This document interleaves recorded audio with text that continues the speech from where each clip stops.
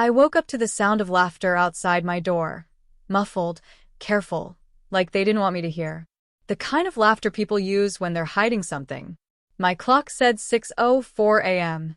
The house smelled like perfume and hot curling irons. Suitcases rolled across the hallway. For a second I thought I was dreaming. Then I heard my sister's voice. Hi, Giddy. The sound of everything I wasn't invited to. Mom, did you pack the champagne? Before we begin, drop a comment and tell us where are you from and from which city you're watching our videos? And after watching the whole video, don't forget to tell us what would you do in this situation? Be honest, tell me in the comments below. We read every comment. Let's begin. My stomach tightened. I threw on a hoodie, opened the door, and froze. Down the hallway, my mom stood in her pink robe, talking to the driver who was loading bags into a black SUV. My sister Harper, the bride, was laughing with her bridesmaids, all in matching silk pajamas that said Bride Tribe. Mom, I said, voice still half asleep. What's happening? Where's everyone going? She jumped a little, like she hadn't expected me to wake up. Then she smiled, that guilty, polite smile that always came before she lied. Oh, honey, you're up. We're just heading to the Grandstone Hotel for the family stay before the wedding. The family stay? I repeated. And what am I? There was silence. Just the sound of a zipper closing and a door shutting. My mother sighed. Emily, it's only for the immediate family and the wedding party.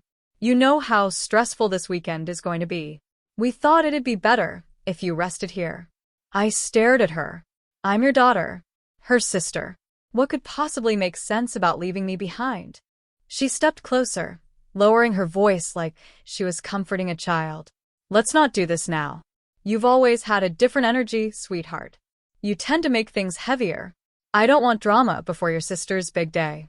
That's when I noticed something in her hand, a small white sign. She hung it on my doorknob without meeting my eyes. Do not disturb.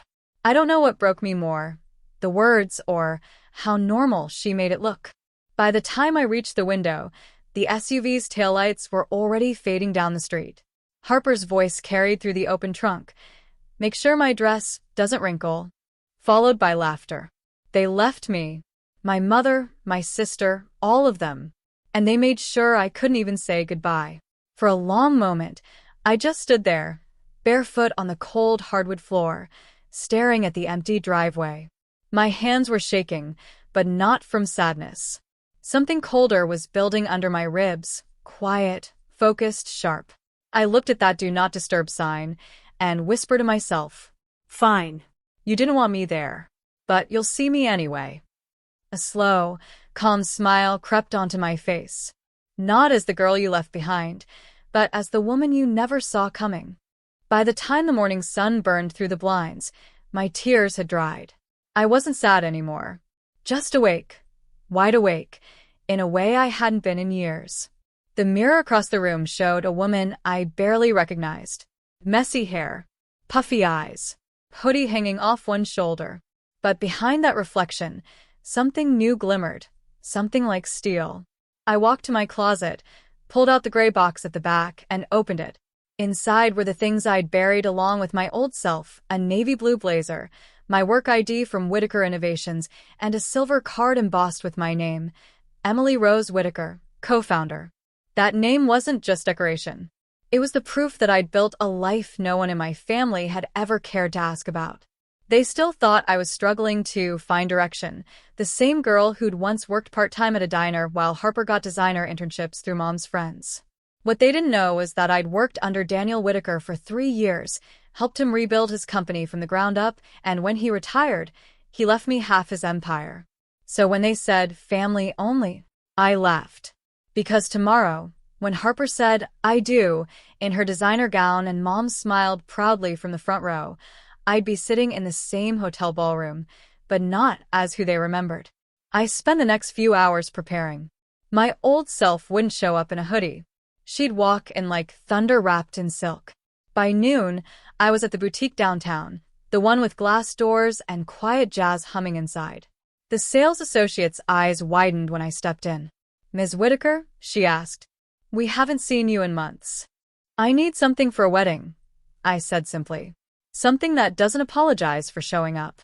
2 hours later, I had it, a long, fitted midnight blue gown that shimmered under light but demanded silence when I moved. Classy, elegant, commanding. No cleavage, no show, just power stitched into fabric. I checked my phone. 6:10 p.m. The wedding was at 7. Perfect. I arrived at the Grandstone Hotel as the sun melted behind the skyline. The building glowed gold, tall and expensive, the kind of place my mother used to say wasn't for our kind. I stepped out of the car, heels clicking on marble, head high. Inside, chandeliers burned bright like daylight. Guests in tuxedos and gowns laughed, took pictures, sipped champagne. And at the far end of the room, there they were, my mother, her hair pinned into perfection, laughing with Harper, who looked every bit the princess in white lace. For a moment, the air in my lungs turned to stone. Seeing them so happy after deliberately locking me out hit hard. But then Harper turned, her smile faltering as she saw me. "Emily," she said, disbelief dripping from her voice. "What are you doing here?" Every head nearby turned. I smiled calmly. "I'm just here to congratulate my family," I said, voice steady but carrying through the room. "After all, it's not every day your sister gets married." Mom's lips tightened. "We didn't think you'd come." "Of course not," I said softly, stepping closer. "You made sure of that, remember? The sign? Do not disturb?" A few guests murmured. Harper shifted uncomfortably, glancing at her friends. "Emily, please don't make a scene." "Relax," I said, still smiling. "I'm not here to ruin your perfect day." Before she could respond, a voice came from behind me. "Mrs. Whitaker, we've prepared your table in the front row." Every jaw around us dropped. Mom's eyes widened. "Mrs. Who?" I turned slightly, meeting the event coordinator's gaze. "Thank you, Ava," I said warmly.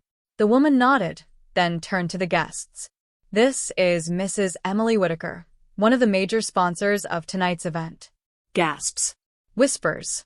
Even Harper's groom, Colton, blinked like he'd seen a ghost. "Wait," Mom stammered. "You're—" I leaned in, lowering my voice. "Not the girl you left sleeping this morning." She didn't answer. She didn't have to.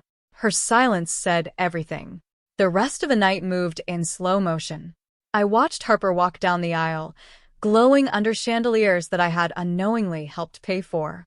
My company had sponsored the hotel's new conference wing, the very one this wedding was using. The irony wasn't lost on me. When the ceremony ended, I stayed quiet, polite, composed. But during the reception, when it was time for speeches, the microphone found its way into my hand. "Hi, everyone," I began, my voice calm, collected. "I'm Emily, the sister who wasn't on the guest list this morning." A few laughs of discomfort rippled through the crowd. Harper froze, her smile glued in place. "But I'm here now," I continued, "because sometimes life has a funny way of giving back what others try to take away. I may not have been invited, but I'm grateful, because being left behind pushed me to become who I am today." I glanced at Mom, the kind of woman who doesn't need a family's permission to belong. The room fell quiet. For the first time, my mother looked small. Harper stared at her hands. I smiled gently. I wish my sister and her husband happiness, loyalty, and courage, especially the courage to never make someone feel invisible. As I set the mic down, the crowd applauded, hesitant at first, then louder. When I turned to leave, I caught my reflection in the mirrored wall, tall, composed, untouchable. The woman who once cried over a "Do Not Disturb" sign was gone. And as I walked past my mother's table, I leaned close enough for her to hear one last whisper. "You should have woken me up." The wedding ended with applause and champagne, but the smiles that followed me weren't celebration. They were whispers, sharp and quiet. As the crowd drifted out, Harper stayed frozen near the dance floor, her perfect curls trembling slightly.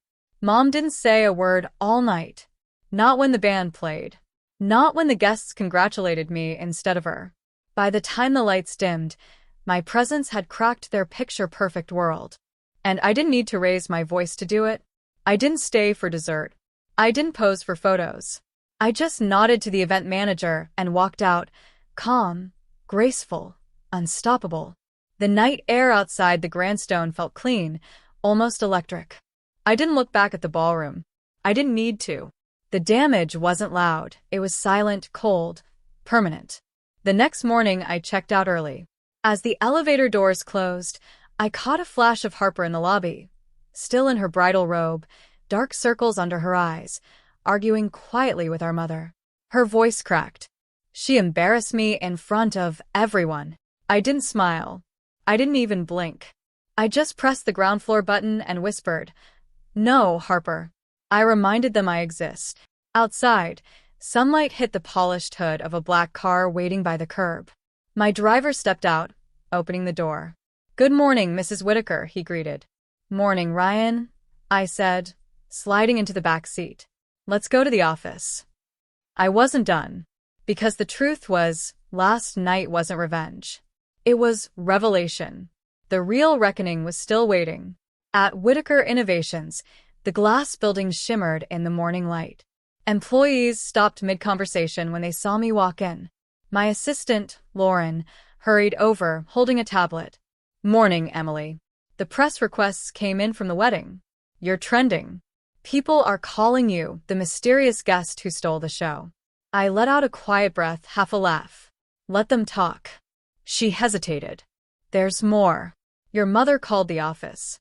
Twice." I raised an eyebrow. "And she wants to meet. Said it's urgent." I nodded. "Good. Let's give her 10 minutes of my very busy day." Lauren smiled carefully. "I'll tell reception." When my mother walked into my office an hour later, she looked smaller than I remembered, hair undone, voice tight, holding her purse like a shield. "This is impressive," she said quietly, looking around. "You've done well for yourself." I leaned back in my chair. "You sound surprised." "I suppose I am," she admitted, forcing a smile. "You never told us any of this, Emily." "You never asked," I replied. She sighed, sitting down. "Look, about yesterday, maybe we could have handled it better, but you hung a do not disturb sign on your own daughter's door." I didn't raise my voice. "You left without waking me." "That wasn't a mistake, Mom. That was a message." Her lips trembled. "We thought you'd make Harper nervous. She always felt overshadowed by you, even when you didn't try. I just wanted one weekend without conflict." "So you erased me?" "Don't say it like that. How else should I say it?" I cut in. "You made me invisible to keep her comfortable. That's not peace, Mom. That's cowardice dressed as kindness." She blinked, caught between guilt and defense. "I was trying to hold our family together." I stood up, walked around the desk, and stopped in front of her. "Then why does it feel like you only held on to the parts you liked?" She didn't answer.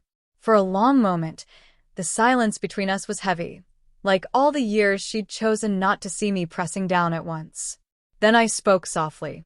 "I'm not angry anymore. I just learned something from all this. Family isn't the people who share your last name. It's the people who don't leave you sleeping while they celebrate together." Tears filled her eyes, but I didn't reach out. "Not this time.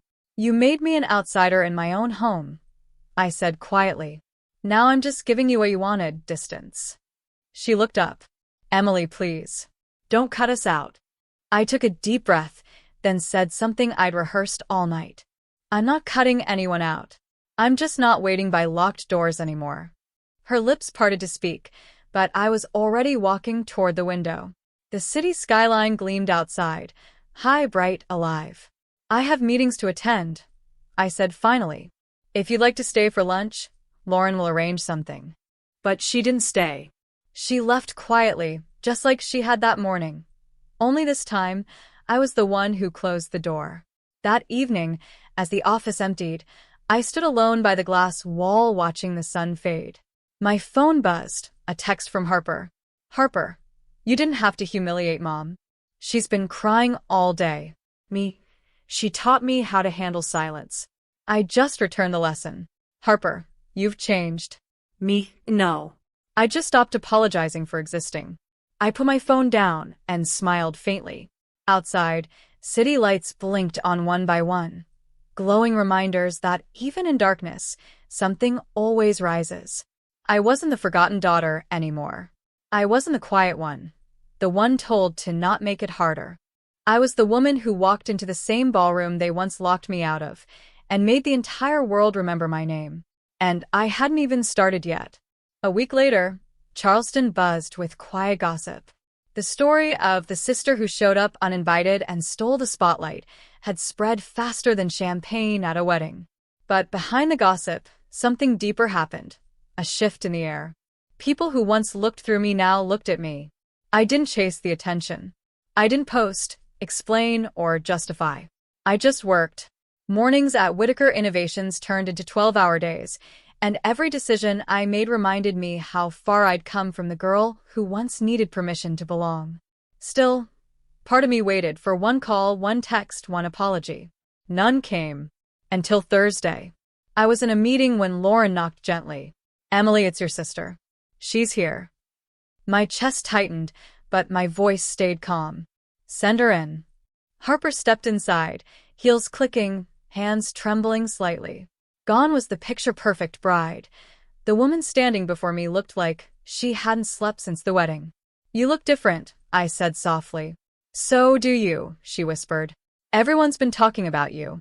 Mom hasn't stopped crying." I sighed. Crying because she's sorry? Or crying because people finally saw the truth? She flinched. "You think you're the only one who got hurt? I wanted you there, I begged Mom to invite you." "Then why didn't you?"